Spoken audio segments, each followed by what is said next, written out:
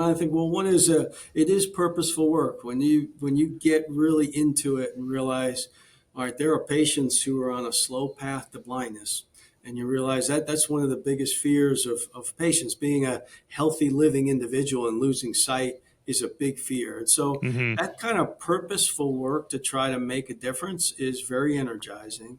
And to see the team that I'm surrounded with have the kind of energy to go after that is it's a reason to kind of run the work and get the work done. It's very much that way. And having at least now a little bit of sense of a 30-year journey, you kind of see that those efforts of the team and the technology can make a real difference in the lives of patients. And that's just a wonderful journey to be on. It's certainly not without its hiccups. I mean, we, like any early stage company, you get a fair share of gut punches that come out of nowhere sometimes, and Yeah. you got to wrestle with them, figure it out, and some of those come down to financing or the product we're developing. But that, it comes with the territory, and you try to, just like everybody else, you dust yourself off and keep marching towards that long-term vision. It's really a wonderful journey that we're on, and the team is terrific and energizing. It's just, it's also, there's no easy days in this world. All those problems have been solved already.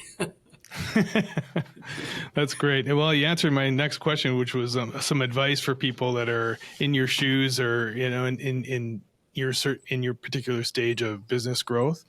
And I just wanted to check in and see if was there anything else that you wanted to say or share with the audience that you wanted to kind of put across.